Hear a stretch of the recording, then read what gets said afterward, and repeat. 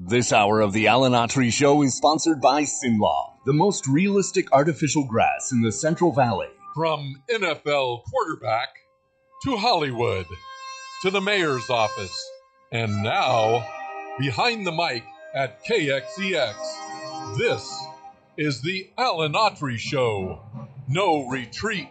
And so, my fellow Americans, ask not what your country can do for you. Ask what you can do for your country. Mr. Gorbachev, tear down this wall. What the hell's going on out here? Everybody grabbing out there. Nobody. That the only thing we have to fear is fear itself. Today, I consider myself the luckiest man on the face of the earth. I'm not fearing any man. Mine eyes have seen the glory of the coming of the Lord. So, 5 seconds left in the game. Do you believe in miracles? Yes! Unbelievable. We are live. We are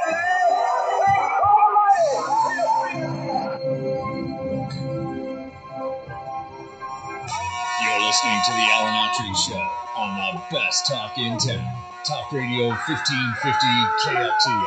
And welcome to Alan Autry No Retreat. It is Big Wednesday. I look forward so much to this day because most Wednesdays I get to spend it with my good friend Larry Powell, and today is one of those Wednesdays. Hey. Welcome, Mr. Powell. Mr. Autry, it's so good to be with you. Mr. Autry? You Yes. still call me that? The double A. Oh, man. After 8 years of mayor, they got a lot of names for me in this town. And Mr.'s way down on the list. Yeah, I hear you. Unless it's followed by Mr. Doofus. Mr. I got a gripe for you, dude. No, it's good having. Oh, man. Welcome. Like to be here. Well, it's a blessing. Guillermo's going to join us possibly later on. He's in a high-level meeting. High level. So high level if we told you where he was having this meeting. I'm sorry, Jeremy would have to come to your house and kill you. It's that secret, that high level, not the future of just KXEX radio, but at the risk of being hyperbolic, the history of the world is probably at stake in that room right over there. Am I being a little bit over the top there? A little bit over the top, Oh, that's but all right. that's fun. I mean, I'm an ex-politician, Over the top. an actor, an athlete now. Oh, coach is yelling at me. We're going to talk about that in a moment. But you know what? Oh gosh, I just looked up there on the screen. We have both CNN and Fox News, right, Larry? Yep. Playing both times. We are fair and balanced. Yep. No, we're fair. I just closed one eye, but other Yeah. Let me guess which one it is. I'm always fair, try to be. I don't know about balanced up there in my old age. But on the left, appropriately, our left, CNN is reporting that the Atlanta area prosecutor is going to seek more than a dozen indictments in the Trump case. Surprise, surprise. Are they trying to get this guy in office without even an election with his approval ratings? That's just going to shoot his numbers up another 2-3 points, don't you think? Well, they have no clue what's going on. And so they think, well, we can get him. It's actually having a reverse effect. Yeah. Even, you're having fence sitters, people that didn't vote for Trump this last time. She didn't like the way he did things. I didn't like the way he did some things. I pretty much like a lot of what he did, how he did them. Was, I have a lot of problems with that. But the outcome, in terms of a secure border, historical low unemployment rates, low interest rates, you didn't have wars breaking out all over the globe when he was president. Literally, you could go on and on, right, Larry? U.S. Embassy in Jerusalem? Yes, and exactly. And, he doesn't get sole credit for all of that. But it's like the head coach. If you're in the seat, you're winning, Yep. you get the credit. As a quarterback of a team, when you lose, you got to take the blame for it. And he had this country economically had never, ever been stronger by the numbers. The most remarkable recovery in a long, long time. And let me ask you this. They call him divisive because he was racist. I can't think of one incident where he made a racist comment or there was a racist policy. My goodness, he gave more money to historically black colleges than any president in history. He had black people in his administration. Ben Carson over there at HUD. I mean, you look at now, the guy that was supposed to come in and bring us together to mend that racial divide, if you will. And I don't think we've ever been so divisive as we are now under President Biden. Well, the accusation is all you need. It doesn't have to be true. And that's the sad part of what's happening in politics in America. You just have to make a suggestion, and there are enough people that will believe it, or enough people that won't check it out to see if it is true. And as a result, you believe things that are not even close. Mm-hmm. You know? I mean, I just hope people, and I think they are, I think more and more people are paying attention. I know our listeners and viewers are. Yeah. And not to the point where you get burdened down, I can't handle this anymore. No, you can become, get to a place in your heart and your mind where you're concerned about what's going on in this country. You stay informed about what's going on in this country, but you don't let it steal your joy. Exactly. You can do that. You must do that. We can't put our head in the sand. I mean, we would have never made it out of the Great Depression, out of World War II. Terrible things going on. The pandemics of malaria and TB and the Civil War. We've made it through a lot. Spanish flu. The Spanish flu, you got to address that it's there, but you still know that who's in charge, and that's God, and he's going to work things out. Yep. That's why I think it's so important that a person have faith, or you will look at everything that's happening, not just in the United States, but all around the world. Especially in Africa, you see the poor people who don't have anything to begin with, and they're losing that. They literally can't find food to put in their mouths. Exactly. And the people in power don't care. That's prevalent all over the world. But anyway, let me ask you this, Larry. And I think this is going to illustrate, hopefully, at least my position, since it's Al Autry show. I get to tell you my position. You get to take it. For those who care or don't care. But, people know if they've listened to me at all as mayor or know me personally or on this show, wherever they've run into me and followed me a little bit, you know that my position on abortion, I'm a pro-life guy. I'm one of those at conception guys. But I'm also a realist. And this 6-week life begins at 6-week thing, I think, is something I do have to accept, that I can go along with that. I think you have a responsibility when you bring a life into this world, and I happen to believe when that conception occurs, that's when life begins. That's one person's opinion. But in terms of Roe versus Wade, my problem with that and the very difficult decisions that have to be made regarding abortion, because the issue, very rape, incest, sure, those are very, I can tell you right here, right now, every time I hit my knees, I seem to come up with a different thought in my head about that. It's not clear cut morally, for me, clear cut. I would say I'm 80% there. I mean, Condoleezza Rice is a product, I believe, I may be wrong here, but I think it's Condoleezza Rice, a product of rape. And she said she's so thankful that her mother chose life for her. And she is from the get-go, conception, because of that experience. Obviously, you can understand why.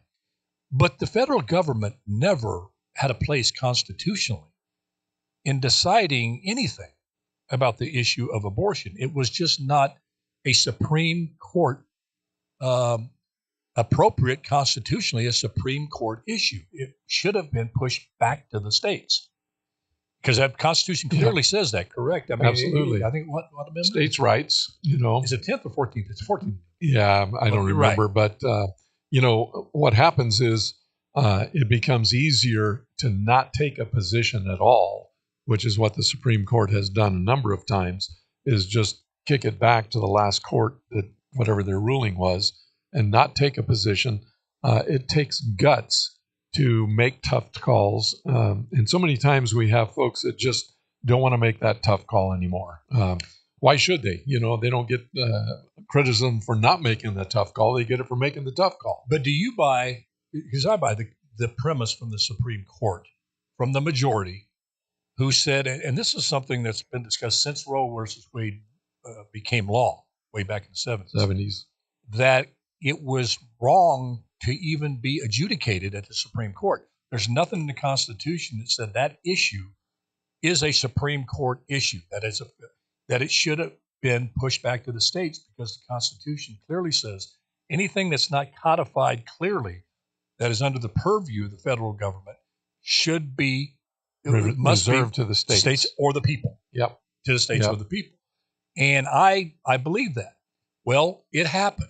Now people thought the sky is going to fall and this and that. Well, something happened in Ohio last night or the night before.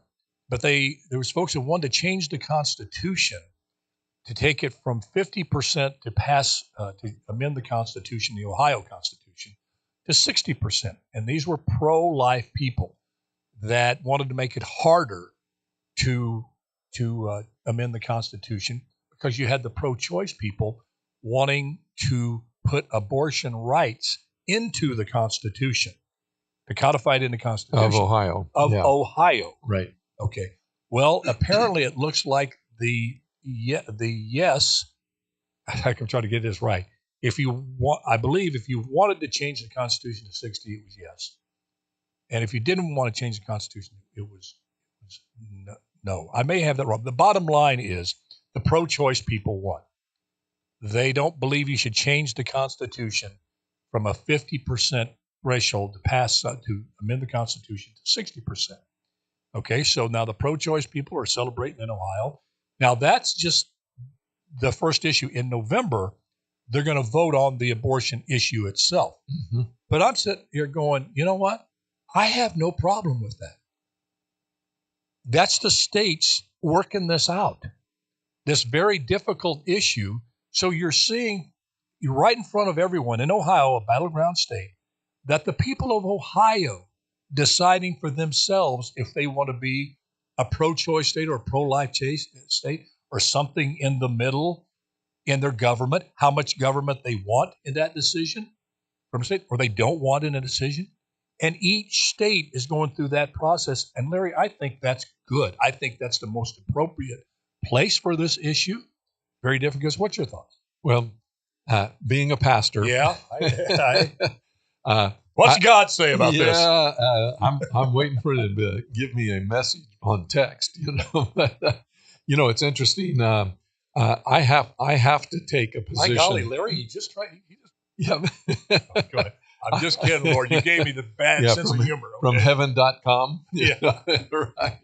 I have to take a position of abortion under no circumstances, and things. We have a lot of folks who would take babies and take care of them. So we have people crying to get kids and things. And I think for me, I have to take a abortion under no circumstances kind of stance. I saw a fantastic image one time of angels sitting up there in the clouds, just saying, Lord, when are you going to release us? And they got swords in their hands. And when are you going to release us so we can go down and take care of the mess that is the United States and the rest of the world right now with what we're doing? We have turned so far from God. There will be punishment, and some of it is self-inflicted with when you turn from God who keeps everything together, keeps it all. You turn to not asking him not to be involved. When he decides to pull back from involvement, chaos reigns, and that's kind of where we're going. Larry, once again, I agree with you down the line, buddy. Yeah. It's tough. But if you had to say, gosh, I hate to put it this way, but it's the only way that comes to mind. If you're a pro-life people like Larry and I are, really pro-life. Mm-hmm. Again, on rape and incest, I struggle with that immensely. But just using abortion as a form of birth control, I'm just adamantly against that. That's decimated the African American community through Planned Parenthood. Yeah, it's ruined them. Millions of young little black babies not getting a chance at life to be a Thomas Sowell, to be a Ben Carson, to be a LeBron James. You can go on and on and on. Just snuffed out from the beginning. But the African American community is really starting to wake up to that issue. But I do believe, and I'm just being totally honest with you folks, and I know this is going to hurt me with some, but I just hope you understand where I'm coming from. And if you don't agree with it, I hope the fact that I'm being honest with you scores a few points that we can still talk, and still be friendly, and still love one another. I know I'll love you if you're abortion at any time, late term abortion. I still love you. I think you're supporting a very, very evil process, but we all sin and fall short of the glory of God. That's between you and God. You may in other aspects of your life, which seems so unbelievable to others, but there may be other things in life we agree totally. You may say, hey, we need to do more about educating our children, feeding our hungry, helping people over in Africa. And you could be up for abortion in late term and still have those other issues mean something to you. We can work together on that. I'll do that. But you'll never have me come across the fence. And I would tell folks that are pro-life to understand, too, Jesus said, go out among them, work with them. You may rub off on them. Yep. In the world, not of the world. Yeah. And if you just stay away from people, I don't know if I've ever really learned anything from people that just thought like me. That's like, you want to hear a good speaker? Listen to yourself talk. Yeah. Doesn't work that way. But you don't learn anything. Yeah. I learned from others. I learned, and they may, and they think differently. Yep. And it may, so, don't be afraid to, reach out to these folks and spend time with them. Like I said, who knows? If you believe that God is pro-life, do you believe that's true? And I happen to believe that. I believe once life starts, once you have that process begin, it's precious in God's eyes. He has a plan for that child. He's going to know every hair on that child's head. If you believe that, you also can't cherry pick and make him a cafeteria of Jesus Christ, because you can't just say, okay, I'm going to hang with these people that agree with me, and I find this act over here so awful and horrendous that I'm not going to spend time with that individual. I'm going to demonize the individual. I don't want to be around them. Because you got to remember this line out of the Bible. Correct me if I'm wrong there. God, the Bible says, Jesus so loved the world that he gave his only begotten Son, that they should not perish but have everlasting life. And it also says he came while we were still sinners. Yes. He walked he right didn't in. Wait for us to get clean. Right. And we got to remember that. We'll take a quick break. When we come back, this whole thing about conservatism and the trans movement, that there's some kind of hate out there among all conservatives towards the trans community. And I would say nothing could be farther from the truth. And we're going to do a little test when we come back and hopefully kind of illustrate what I'm talking about. Maybe. And I may just blow it. I don't know. But come back and here we'll be right back after this message. Spoke up to leave this one alone. You can tell right away. Ukrainian officials defend speed of counteroffensive. Well, there is something said about going nowhere. Fast. There's the upside of that. Yeah. I think speed is the inappropriate word. Oh, man. It's just turning out, I hate to say, I told you, folks, Ukraine will not win a war of attrition with Russia. We just saw the other day, China and Russia got together and re-cemented their partnership. And this is after the Saudi Arabian so-called peace conference, which Russia didn't attend, China did. So the pundits, they're talking on TV, this is going to upset China that Russia wasn't there. Well, immediately China sends top-level folks to Russia saying, not to worry. Yeah, we're good. We're good with you. And then Iran, how long before Iran decides to attack our homeland with a drone? It's not a matter of if, it's when. Well, I said this years ago. 9/11's coming up, I remember. With the drone. They just have, it's so easy to deliver now. Yep. You could be sitting in the palace in Tehran.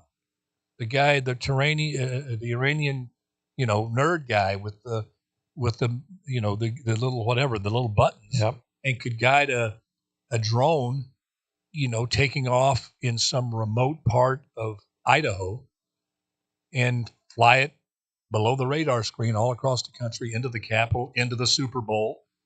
It's why in the world would you support helping these folks get a nuclear weapon? You're saying that they promise they won't if we give them $7 billion. Yeah. Are we ready? I'm all good to jump back. Okay, I'm not buying that. Yeah. Trust us. Yeah. All right, here we go.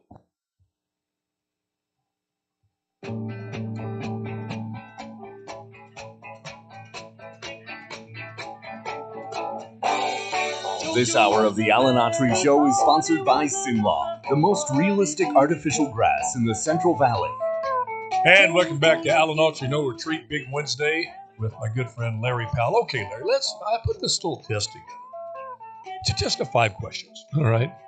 And again, I did this because I'm puzzled.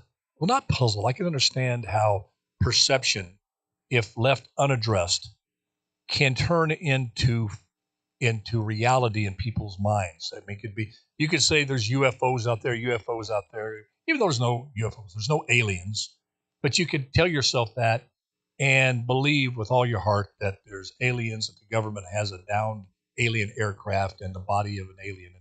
And if it's not addressed with some proof, well, there's a mood and a mindset among many in the trans community, and certainly with the politicians who are trying to make some hay out of the trans movement and to use the trans movement, to exploit the trans movement for their own political gain by stoking this theory that if you have conservative values, that you hate trans people. And that is especially from the faith-based community. I can tell you right now, that's 100% false. So I put together this little test I'm going to give you, Larry. Okay. And then we're going to talk about it afterwards. Okay? It's obviously non-scientific if I put it together. But hey, I thought it was pretty good. Okay. Question number 1. Would you support a trans person who is facing physical harm from someone? Undoubtedly. I'm a yes. Yes. Yes, I would support that. Question number 2. Would you support a good professional trans employee who does their job well if they were fired simply because they were trans? Absolutely. I'm with you too. That's a yes for me. I would support the trans community. Question number 3. Do you support violence, and specifically violence at trans people, being a hate crime? Absolutely. I'm with you too. Yep. That's absolute yes for me. Yep. Number 4. Would you support a trans person attending your church? We do have them. 100% with me. Yes. Okay. Number 5. Do you support young people under 18 getting gender reassignment surgery, puberty blockers, or other life-altering procedures which may scar them for life without consent from their parents? No. I'm a no on that. Okay. No. Now let's analyze this. Out of the 5 questions, trans community, we had 4 yeses on support for the trans community and 1 no. Now you're the educator. Tell me, I think that's 80%. It's 80%. Isn't it? Yes. Supporting the trans community issues that are very, very important. I'll research these. Ones that we answer in a way every day. And every day, and they're in the news about hate crimes, sure, employment, and what. I have no problem with the trans person in the military heading up there for it, if that trans person is competent and strong and has a history of service and experience that clearly points to that individual in helping protect America. But when you hire them just simply to check a box, yeah, I'm sorry. So out of that little test, are we 80% supporters of the trans community or 20% haters? Is that last question erase all of those previous 4 questions that we emphatically, you didn't even hesitate. No. I didn't even hesitate either on those 4 questions at all. And that's coming from my heart. Absolutely. Yet that last one, if you say that you don't want teachers, sketchy medical personnel making decisions behind your back as a parent with your child under 18 to perform a mastectomy on a young girl who thinks at age 10 that they want to be a boy and they don't want to wait till they're 18, simply because you say, hey, I got to tap the brakes on that one. I don't think that's supporting the trans community. That is, you don't even let a child get behind the wheel of a car before they're, what, 16 or 18? 16, yeah. 16. Don't let them join the military till they're 18. Don't let them drink till they're 21. Why? Because we say they're not at a development stage in their brain and their life to make such a huge decision. Yet, I'm here to tell you, and this is not hyperbole, I want your take on this. And you know it to be true, every one of you out there that either like me, hate me, or somewhere in between on this issue. You know this to be true. If I say I don't support that gender reassignment behind the back of a parent, you in your heart, maybe not in your heart, but in your mind, you go political. And you're afraid if you say, I kind of agree with Autry on that. I can accept Autry as a supporter and a lover of trans people in the eyes of God. God loves trans people as much as he loves any gender. Okay? I happen to believe there's only two, but that's all right. We can get past that and do things together. We don't have to separate. But in your heart, you would call me for taking that position and Larry on question number 5 after 4 questions, very, very important questions to the trans community about their personal safety and their a lot in society and where they fit in society. Their contributions to society. Yep. But because we don't think that a child should be left with these folks that we don't even know to make that kind of decision behind the parent's back, we're transphobic. You know that's how we're painted. And that is wrong. And here's another thing, Larry, and I want you to give your thoughts on this. I'm not the only conservative-leaning guy that feels this way. I feel very comfortably in saying this. Most true Christian, and being a old white guy from the South is a popular demographic to hate nowadays. I don't know how it happened. I can see some things that happen. We can discuss that one day. I'm not a very lovable demographic. I get it.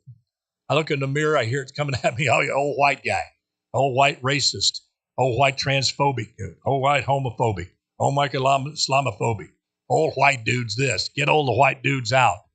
I get all that, but I can tell you, I'm going to speak for the majority of the old white Christian dudes. I think about 95% feel the same way that I do. And it would answer those 5 questions exactly the same. Welcome at the church. We'll stand by you when you're discriminated, if you're doing a good job at work. And then the other 4 questions, because you're a child of God, just like we are. But we have to stop demonizing somebody when they say, hey, you got to protect the children. This is not an issue that a young child can or should make on their own. Larry, what you? No, I agree with you completely. A lot of folks agree with us, but they really hope it doesn't become widely known that they do, because they don't want to take the grief, and so you'll find a lot of folks they who have will been not. inculcated. You taught me that word. Yes. So they inculcated to make a snap judgment about somebody. Yep. Especially if they're big, old, and white. If you hear it From long the enough, South. it becomes true. Yeah, exactly. You But I think it's important that people stand up without being in your face, and there's a way to do that. What happens is, if we get in people's face with things, then they especially jump to that, you're homophobic or you're whatever. The phobics come out, but speak the truth in love. It's really a simple formula.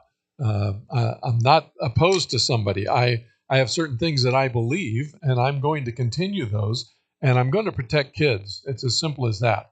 I have to protect kids. It's in my DNA. You got into education. Yep. It's in my DNA. I've seen too many kids get hurt by doing, quote unquote, the popular thing at the time. And then they would talk to me afterwards, and why did I get caught up in that? Well, my friends were doing it, kind of stuff. We got to find a way to protect them from themselves when they're too young to make that choice. Well, you mentioned something too that got my attention. Well, everything you say, I listen to, because I become wiser having done so. But you said we can't, get into the face of the trans community with our beliefs about the gender reassignment and that sort of thing. But what do you say to the Christians that say, and just people that feel this gender reassignment process that's being carried on behind the backs of parents is not good? Many the polls say, whether you're a person of faith or not, you don't think that's right. When they start going after your kids and doing things behind your back with these kids that you should absolutely be privy to, and you certainly should be have the say of whether you want it to happen or not. That's your child. Until that child turns 18, you're responsible for that child, making decisions for that child. That consider doing so is in the face of those parents. So me as a Christian, I go back to Jesus. Jesus said, "Turn the other cheek." Okay, but the same Jesus came into Jerusalem and turned over the money changers' table, got a whip and whipped them out.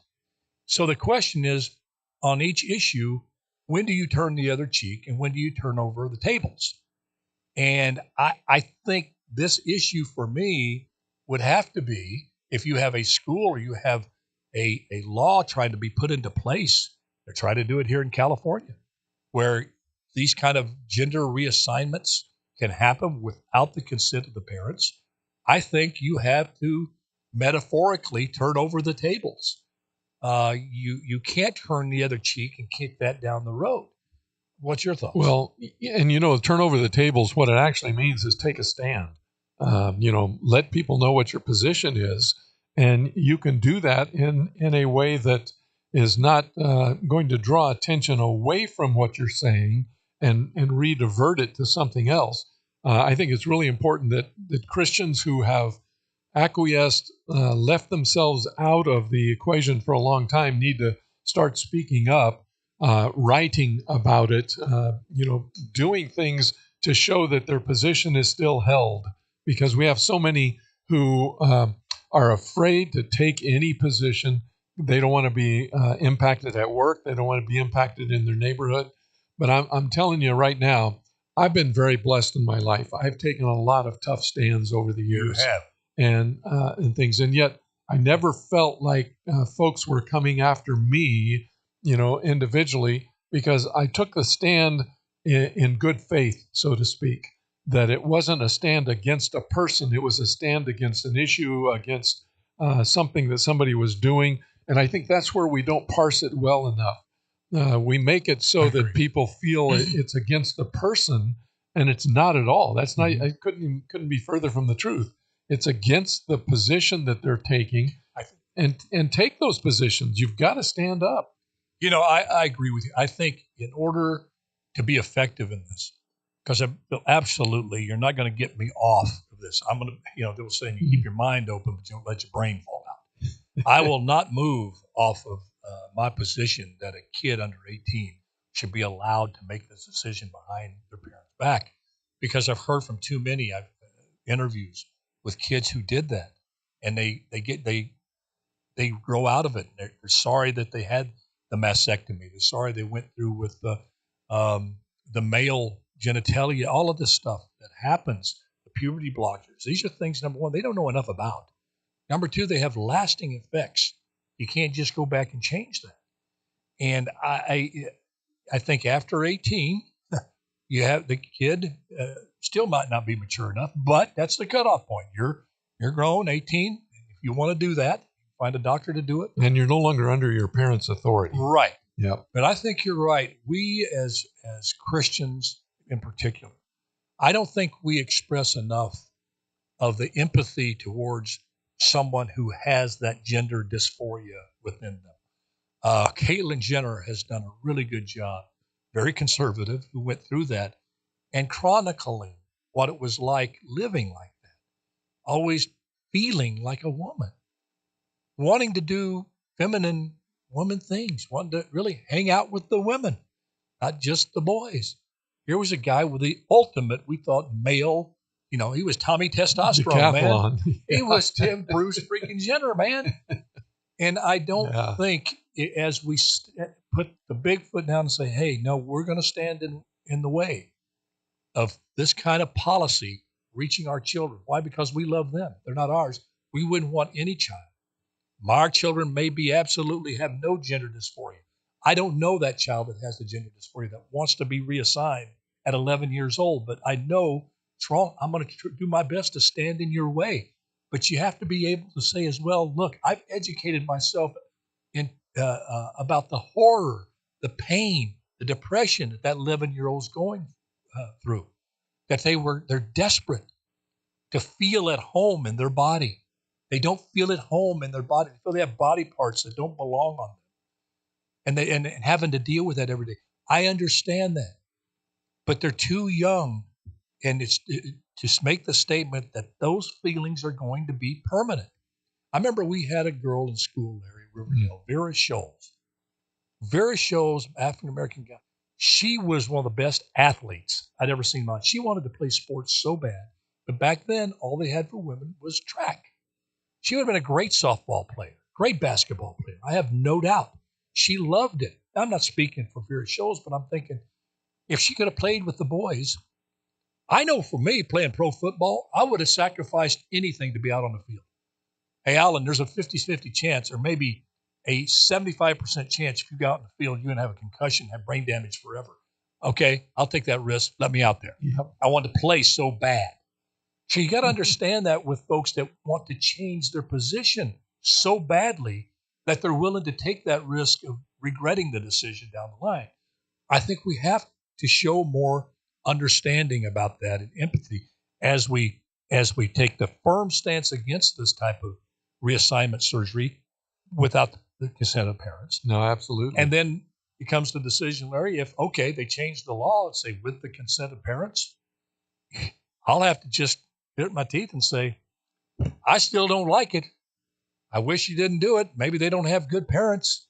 Maybe they're just tired, but I would have to accept that as a win, as something unfortunately tolerable, but behind the backs of parents is just a non-starter. We have to get to the point that we agree or disagree. There are some things kids should not make decisions on. Absolutely. Okay. And I think everybody who's ever been a parent knows that if a kid wants to go hang out, on the pier and lean over the edge and they're 3 years old, they can't do that, because they're going to fall in and you can't get them out. There's a reason why you don't let them ride the tricycle on the freeway. Yeah, exactly. So even though they want to. Once you've agreed. Daddy, I'm going to single when I turn left. They don't see any reason why they can't play. Yeah. Once you've agreed that there are some things that they shouldn't be making decisions on. Now it's a matter of deciding why are we arguing about this? There's something but the thing is though, Larry, I have to get this through my thick head and in my heart. There's people that are good people, even though it's unfathomable to us that they could take that position of reassignment surgery behind a parent's back. Yeah. They are loved by God. They genuinely believe that's good for the kid. And that has to frame the conversation and the debate if we want to have an outcome that is somewhat acceptable to both sides, and not because in a diverse country, let's face it, let's get real. Mm-hmm. Unite America, one Fresno, one America. You're never going to have unity, complete unity, in a diverse country that's a democracy. The best you could hope for is when you have differences that you can keep people from going at each other's throat and choking each other to death. And that's what they're doing in politics now. A lot of times that's unity. In a democracy, that's unity. Yep. You move in this neighborhood, you get through that neighborhood. You're not going to have total unity. You just hope you have a set of laws that have enough common sense running in the veins of that law that even those who don't like it could say, I'm going to obey it. I don't like it, but I kind of get it. Well, I don't know why I have to stop at a stop sign out in the middle of the country when there's no other cars coming. Yep. And we've talked about this before, the difference between tolerance and acceptance. Yes. Or promotion of an idea. Well, can't that happen like that when you go something like this? You tolerate gender reassignment behind a parent's back. Then you accept it. Okay. Then you advocate. Mm-hmm. That's what our mayor is doing. Jerry Dyer is going on so many issues that he knows he shouldn't take a position on. To tolerate, then he accepts, and then becomes an advocate for it. And that's not unifying. That doesn't bring people together. People of Fresno want a mayor who they know in their hearts they're not going to agree with everything that mayor says. What they hate worse than anything is a leader that changes in front of whatever crowd they're in front of. Okay? And I know our current mayor, I love him like a brother. I think he's gone way sideways on things, but it's the danger of coming to office with, I have this theory. If you're going to be an effective leader and really bring people together, you have to have unshakable principles and flexible politics. And you make those principles known in the campaign that are unshakable. If you like me, this is what you get. I ain't going to move on this. Politically speaking, I'm flexible on this. Here's the issues I'm flexible on. We'll figure it out as we go. But what you don't want to come to office is with unshakable politics and flexible principles. What does that mean? Principles, I mean virtues, honesty, integrity, standing strong when times get tough, not buckling under pressure when you stand by those principles that the people knew full well when they elected you. I can't tell you how many times I've said, hey, you're mad at me. I told you this clearly in the campaign. This is what I was going to do. I was going to try to appoint some school board members. And you're mad at me now because I went ahead and did what I said I was going to do. You would prefer that I lied? I've had people tell me that when I was on the You would actually prefer me to say, well, I just said that to rally some people that were dissatisfied with Fresno Unified. And once you got in there, you'd back off. Well, they got the wrong Okie. I was blame my parents. My parents raised me to be honest, to say what you mean what you say, and stand by what you say. And so I think these issues, and you brought up a very good point. There's a difference between standing firm and strong and being in somebody's face. Mm-hmm. Being in somebody's face denotes, I'm going to give you a piece of my mind and all rationality and maybe my fist. And maybe my fist. They do that if you're on a dock in Alabama. It might be getting Hey, Jeremy, how much time we get? You want to take a break and we can come right back? Keep going? Oh, we got to keep going. Yep. Sitting on the dock of the bay, watching those fists flail away. Boy. I see Alabama. What do you think about that? Have you seen that, folks? The big brawl out there? They're trying to bring racial overtones. I'm sorry. You're even having the black folk there having a difficult time. Most of them are saying, look, this is not racial. This is just everyday activity in Alabama. You got these drunk old. I can say this because I'm from the South. I'm old, white, and I'm a hick. All right? You had these stupid white hicks out there on the boat going after. They had an altercation, and then one little knucklehead decides I'm going to bull rush the captain, who happens to be black, and knock him down, and then game on. Everything's fun. The women coming out there, every one of them having, their Lee Greenwood T-shirts on. Or no, not the Lee Greenwood. He would be saying, "Hey, let's calm this down." Well, it would be the Hank Williams Jr. T-shirts on, and I love Hank Jr. Don't get me wrong. But what do you think about that? There was no, even the mayor and the police chief are saying, we're not finding any hate crime thing here. Pretty soon, every altercation has to carry some meaning that was not intended. And that's kind of where we are now. Yeah. We're always looking for the subtopic in whatever happened, and sometimes there is none. Exactly. I mean, every time a white guy hits a black guy doesn't mean it's a hate crime or there's racism anymore. Then every time you see an African-American on the street sucker punch a white older lady. You see that a lot. That doesn't mean that. I don't sit there and think, hey, all black people like to hit old white ladies. That's just a deranged individual. Yeah, there's some people out there that are racist, but this here was a dispute over a docked boat that shouldn't be there. The captain's bringing his tour group back. That place is reserved for it.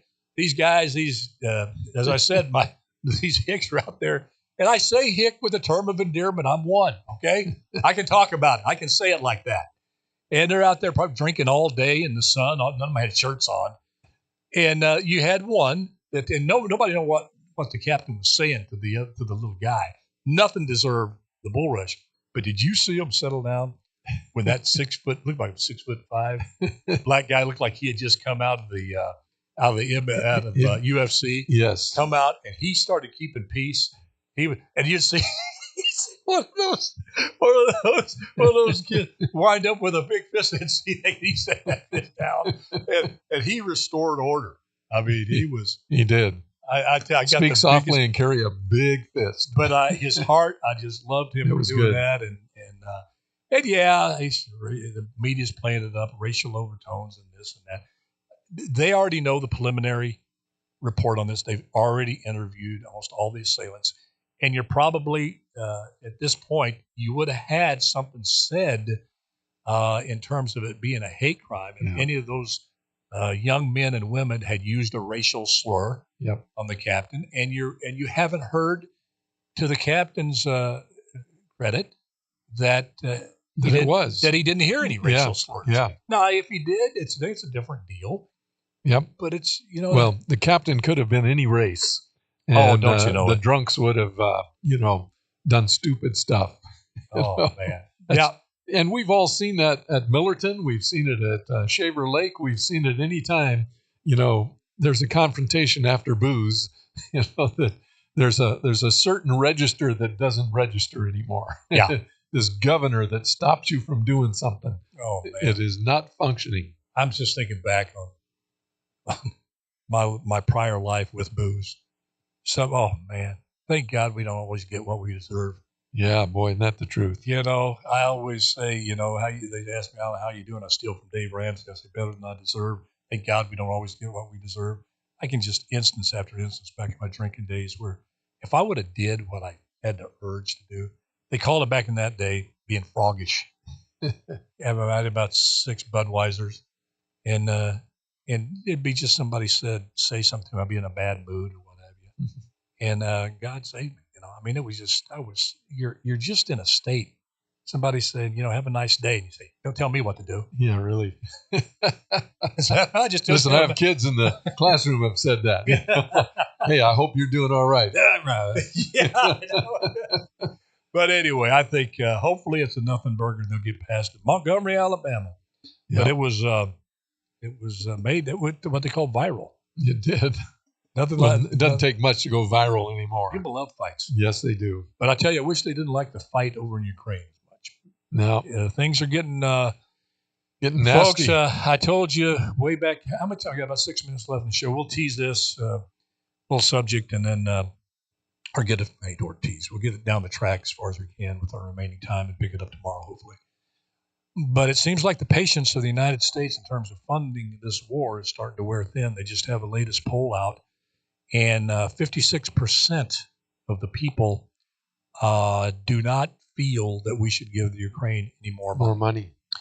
That does not bode well for Zelensky. That the so-called counteroffensive, it's just not working. And if you saw CNN last night, they did a piece on the body collectors, the Ukraine body collectors. They go out in the trenches and retrieve the bodies. That should be required viewing for Putin, Zelensky, everybody who does not support these folks getting to the peace table immediately. Yeah. Then there's something wrong in the world because it will really affect you. These people that have to go out and retrieve these bodies, it's just horrible. It's horrific. And Larry, it's going to keep getting worse and worse. And here's my point. You know what's happened over Niger, right? You have the military taking over the government there. Now, a little quick back history. Niger was a province of a colony of France. And there's a lot of anti-French sentiment there. And people on the surface, if you listen to the reports initially, you would think that the people were for the deposed president that the military coup kicked out. It's exactly the opposite. They were dissatisfied with this guy because they feel the vast majority of the public think he was a puppet of France. And Niger has all this uranium. It has all these natural resources that China wants, the United States wants, that France wants. Classic example of exploitation of a country and of its people. Mm-hmm. And they figured it out. And they're on the side of this military coup. Now, what does the United States do? Well, they did the right thing. They sent a high-level diplomat, our country, Joe Biden, quickly to Niger to talk about a peaceful solution to this crisis because people aren't getting fed there. The supply chains are being broken down. These poor people are starving to death. No fresh water. I say, yeah, that's the way you do it, America. Call for peace, some kind of settlement that can address those issues with France. And you know how politically, tangled that is when you're talking about a French ally that we have still wants that country under their thumb. But my point is, why aren't you doing the same thing in Ukraine? Why you have people that it already has broken into a hot war, thousands of people dying, and you still haven't made any meaningful call for peace. What in the heck is going on, President Biden? You say for as long as it takes, hundreds of thousands of people die. How many old people, babies, women, innocent men have to die before you send a diplomat, a high-level diplomat calling for peace? Larry, you tell me and then you wonder why. You wonder why people may think Ukraine has something on Hunter Biden and Joe Biden when you don't do something as logical that should be done as send a diplomat, call for peace. For a lot of folks, peace doesn't resonate anymore, which is really sad when you think about it. Unfortunately, you have Biden, who is trying to find something that can, keep him in office, that can protect his son. Supporting, what's going on there, I think is part of his strategy. It doesn't make any sense. What happens is you lose your sense of intelligence, I think, when you get caught up in family issues like this, and you end up making decisions that don't make sense. And as a result, we've got that. I'm kind of ashamed that the best America can do was Biden. It's a sad thing because he's had so many missteps, and yet there's a failure to recognize the missteps. Well, all of these folks that call anybody who has some question about his dealings in Ukraine as some far-right conspiracy theorist and against democracy and a MAGA person, you better start rethinking this. Yep. Because there's a lot of smoke there and people are dying. And if you just heard also, there are troops, American troops being sent off the coast of Iran. And they're going to start manning these ships. Iran, the close ally of Russia. We're going to have troops over there now on these ships that the Iranian ships have been hijacking. And that is the next step. When our soldiers are actively involved in a conflict, you say, well, that's Iran. It's all connected. They're over there. That's that whole Russian-Iranian partnership is connected. And we better figure this thing out. We better figure out quick. Call for peace. No, I agree. All right, folks. Larry, thank you for joining me. Appreciate you. I always come out of it smarter and a better person. Folks, thank you for tuning in. God bless you. God bless America. Just do your best and let God do the rest. And I promise you it's going to turn out the way it's supposed to. I love y'all. See you tomorrow. Bye-bye. Keep smiling.